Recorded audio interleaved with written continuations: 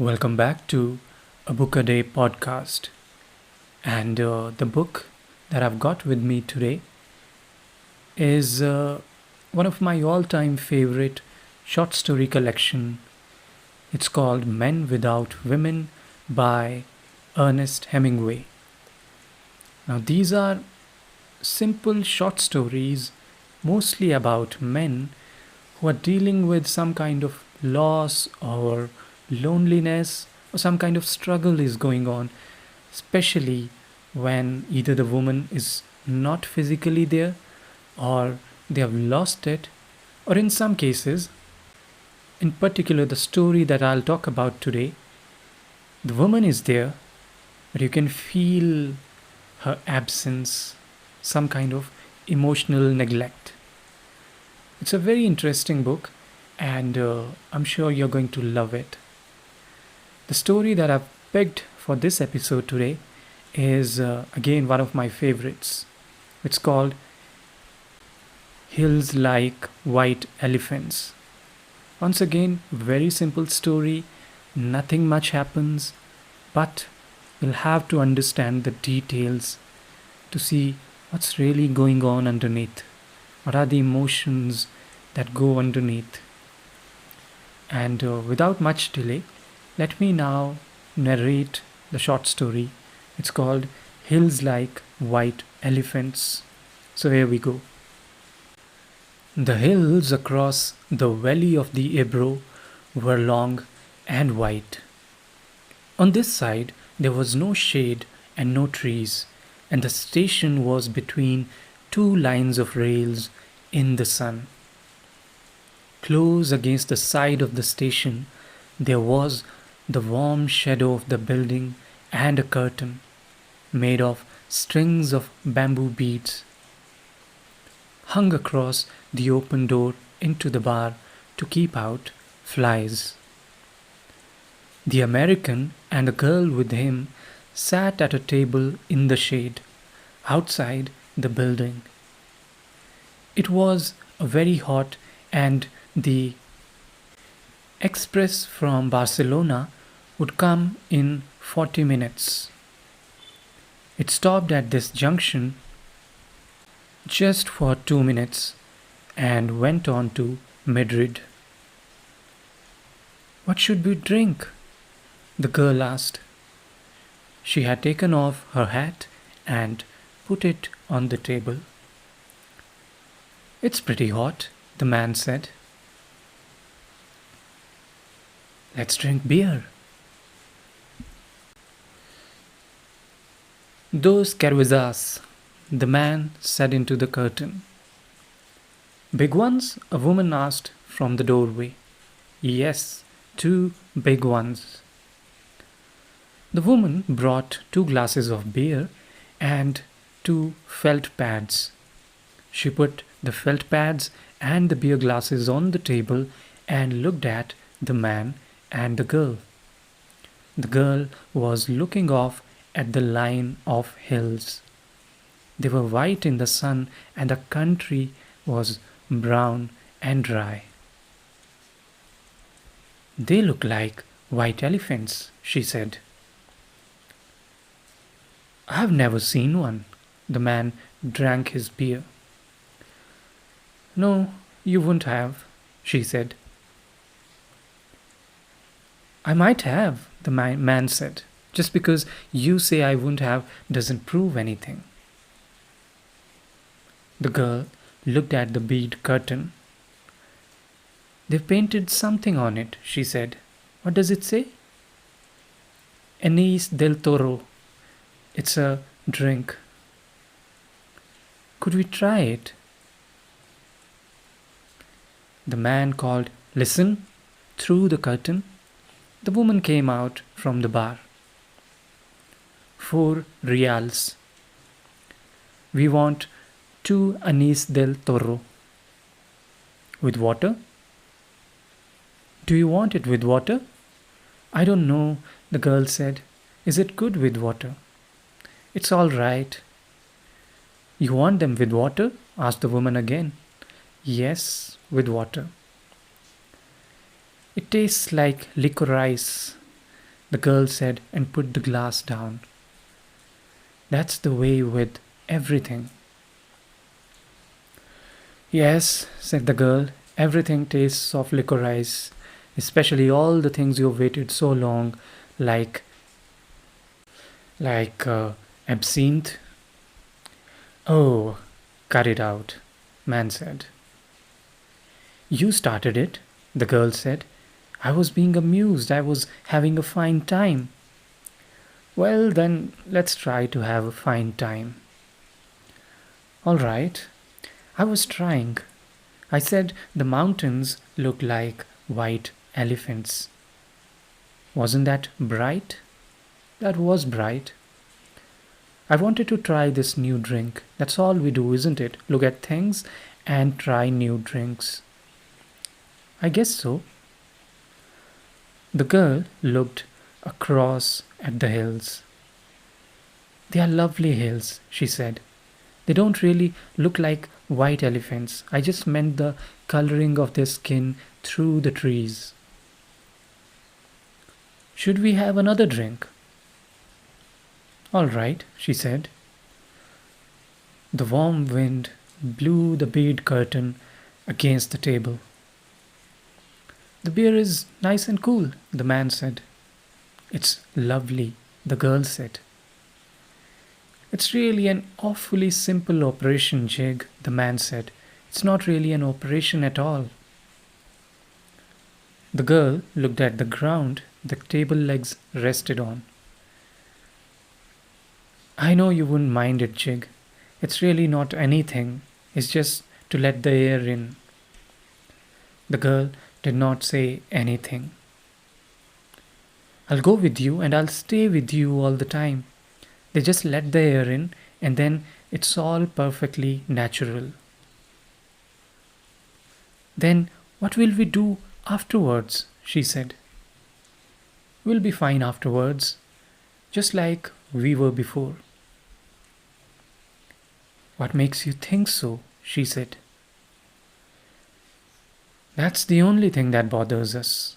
It's the only thing that's made us unhappy. The girl looked at the bead curtain, put her hand out, and took hold of two of the strings of the beads. And you think then we'll be all right and be happy?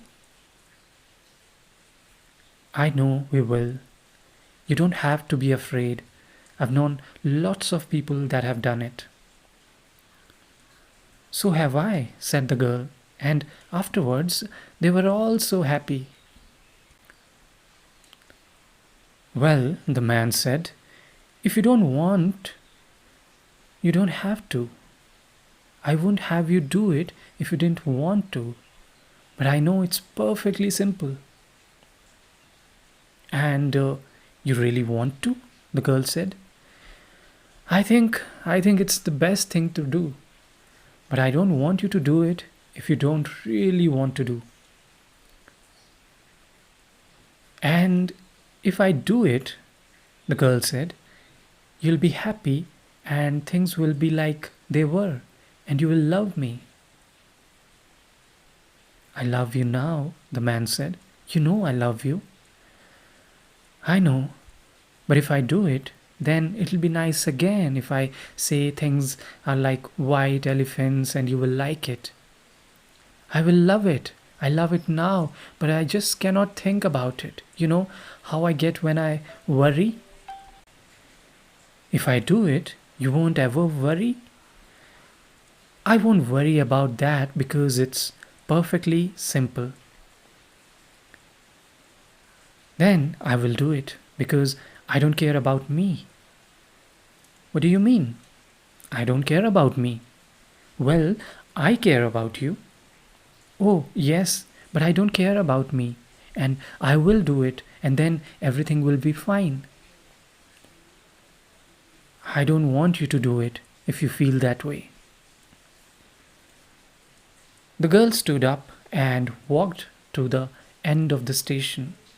Across, on the other side, were fields of grain and trees along the banks of the Ebro. Far away, beyond the river, were mountains. The shadow of a cloud moved across the field of grain, and she saw the river through the trees. And we could have all this, she said, and we could have everything, and every day we make it more impossible. What did you say? I said we could have everything. We can have everything. No, we cannot. We can have the whole world. No, we cannot. We can go everywhere. No, we cannot. It is not ours anymore. It is ours. No, it is not. And once they take it away, you never get it back. But they haven't taken it away. We'll wait and see. Come on back in the shade, he said. You must not feel that way. I don't feel any way, the girl said. I just know things. I don't want you to do anything that you don't want to do. Nor that is not good for me, she said. I know. Could we have another beer? All right, but you've got to realize. I realize, the girl said. Can't we maybe stop talking? They sat down at the table, and the girl looked across at the hills on the dry side of the valley, and the man looked at her and at the table. You've got to realize, he said, that I don't want you to do it if you don't want to. I'm perfectly willing to go through with you if it means anything to you. Doesn't it mean anything to you? We could get along. Of course it does, he said. But I don't want anybody but you. I don't want anyone else. And I know it's perfectly simple. Yes, you know it's perfectly simple, she said. It's all right for you to say that, but I do know it. Would you do something for me now? I would do anything for you. Would you please, please, please, please, please, please, please stop talking? He did not say anything, but looked at the bags against the wall of the station. There were labels on them from all the hotels where they had spent nights. But I don't want you to, he said. I don't care anything about it. I will scream, the girl said. The woman came out through the curtains with 2 glasses of beer and put them down on the damp felt pads. The train comes in 5 minutes, she said. What did she say? Asked the girl. That the train is coming in 5 minutes, he said.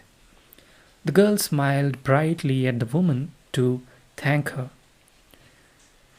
I'd better take the bags over to the other side of the station, the man said. She smiled at him. All right, then come back and we'll finish the beer. He picked up the 2 heavy bags and carried them around the station to the other tracks. He looked up the tracks but could not see the train. Coming back, he walked through the barroom where people waiting for the train were drinking. He drank an anise at the bar and looked at the people. They were all waiting reasonably for the train. He went out through the bead curtain. She was sitting at the table and smiled at him. Do you feel better? He asked. I feel fine, she said. There's nothing wrong with me. I feel fine. And that's how the story ends. And you can see there's a lot of underlying tension between the two. A lot of words are being exchanged. More importantly, the tone of those words. You can understand how the tension is there.